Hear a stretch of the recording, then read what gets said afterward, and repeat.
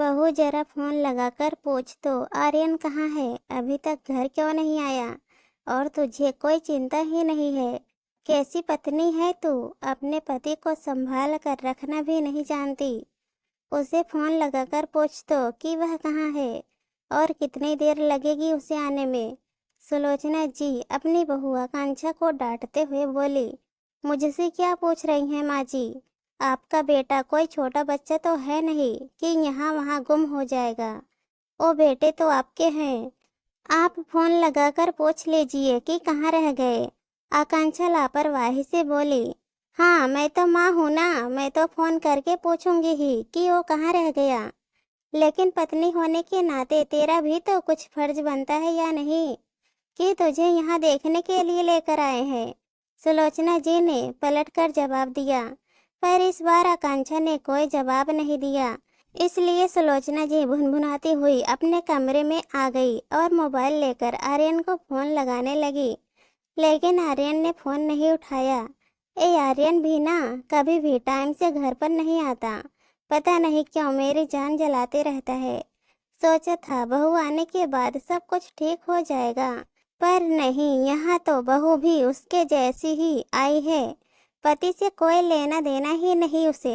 अरे पत्नियां तो अपने पति को बांध कर रखती हैं, और इसे देखो तो अब तक आर्यन को सुधार नहीं पाई। बड़बड़ाती हुई सुलोचना जी बाहर आई तो देखा आकांक्षा अपने कमरे में जा चुकी थी। वो भी उसके कमरे की तरफ गई और धीरे से दरवाजा खोलकर देखा तो वो सो चुकी थी। सुलोचना जी वापस बाहर हॉल में आ गई। कैसी औरत है ये, पति अब तक घर पर नहीं आया और उसे नींद भी आ गई, बेशर्म कहीं की।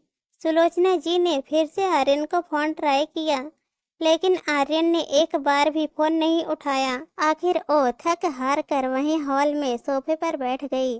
रात को 11:30 बजे घर की बेल बजी। सुलोचना जी ने भागकर दरवाजा खोला तो बाहर आर्यन को नशे की हालत में खड़े देखा। वो तो खुद को संभाल भी नहीं पा रहा था। आखिर सुलोचना जी उसे सहारा देकर जैसे तैसे घर में लेकर आई और सोफे पर बिठा दिया। कहते हैं बेटा बुढ़ापे की लाठी होता है, इस बुढ़ापे में तुझे मुझे सहारा देना चाहिए, और यहाँ मैं तुझे सहारा दे रही हूँ। अरे कुछ तो शर्म कर, कब तक मुझे यूं ही परेशान करता रहेगा। सुलोचना जी उसे डांटते हुए बोली, लेकिन उसे होश हो तब तो वो कोई जवाब दे। आखिर नशे की हालत में ही जब सोफे पर और लुढ़क गया तो सुलोचना जी उसे वहीं छोड़कर अपने कमरे में आ गई। जब बेबी को ही कुछ नहीं पड़ी है तो मैं भी क्या करूं। पहले एक ही खून पीता था, अब दो दो लोग मिलकर पीते हैं। मेरी तो जिंदगी ही खराब हो चुकी है। बड़बड़ाती हुई वो चादर तानकर सो गई। सुबह जब नींद खुली तो देखा हॉल में आर्यन अभी भी सोया पड़ा था, जबकि आकांक्षा वहीं पास में डाइनिंग टेबल पर बैठी चाय पी रही थी। सुलोचना जी को देखते ही आकांक्षा ने पूछा, माँ जी आप चाय पियेंगी? उसे देखकर सुलोचना जी अपने हाथ जोड़ते हुए बोली, तू ही पी तेरी चाय, पति यहाँ नशे में पड़ा हुआ है। लोगों का तो खाना पीना दुश्वार हो जाता है, पर तेरे गले से कैसे उतर रही है ये चाय। सुलोचना जी की बात सुनकर आकांक्षा मुस्कुराते हुए बोली, क्या बात है माँ जी, आज तो बहुत ज्यादा गुस्सा हो रही हैं आप। भला मैं क्यों अपना खाना पीना बंद करूं? आपका बेटा इतने सालों से बिगड़ा हुआ था, आपने तो खाना पीना बंद नहीं किया, तो मुझसे उम्मीद क्यों कर रही हो?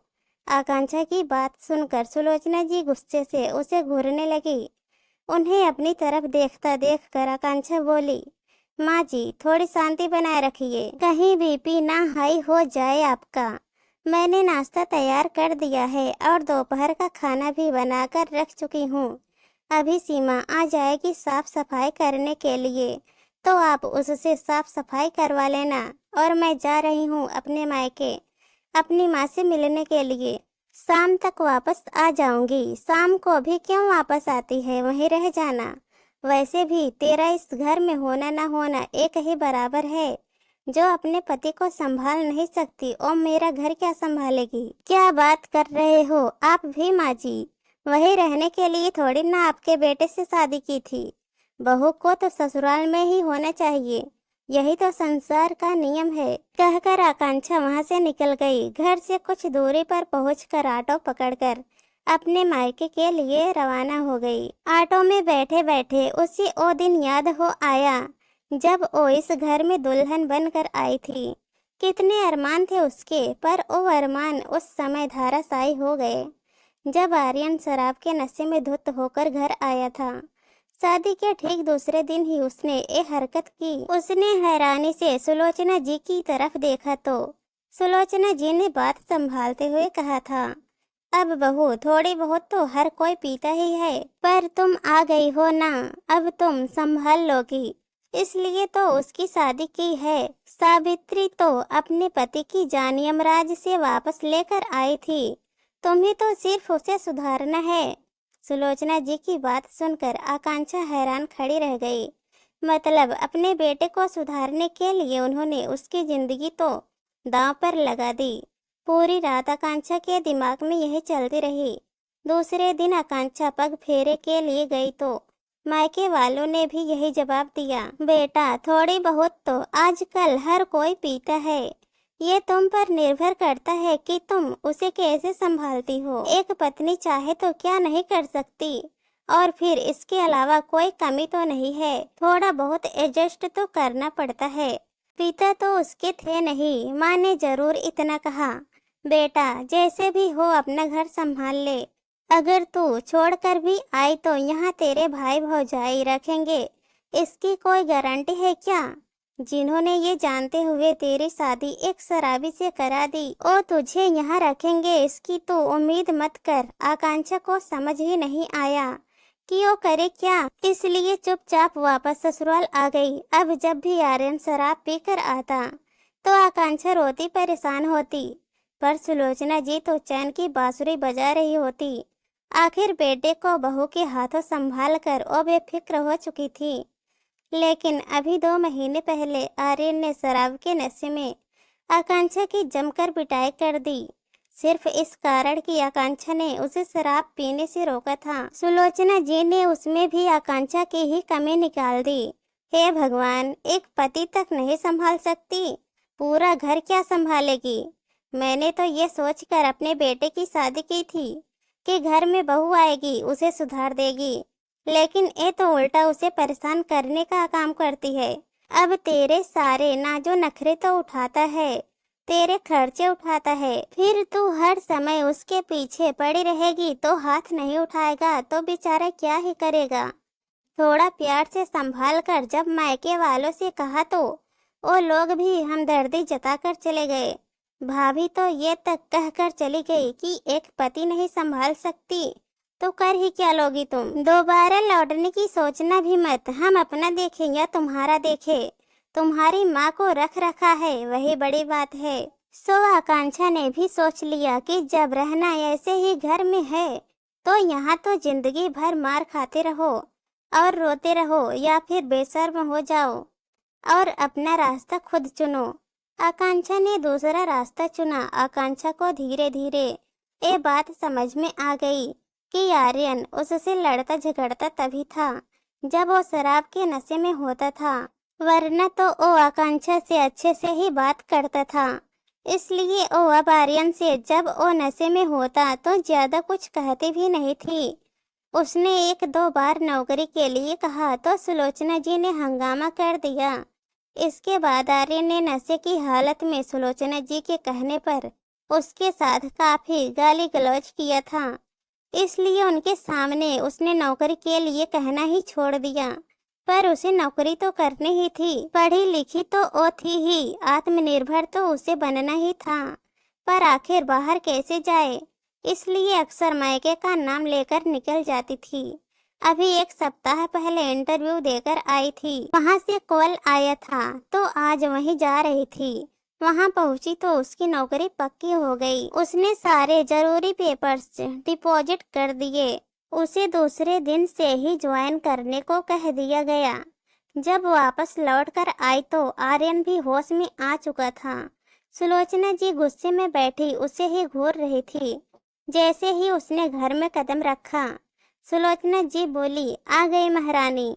अपने मायके वालों से मिलकर यहाँ सास और पति भूखे बैठे हैं, उससे कोई लेना देना नहीं, बेशर्म कहेगी।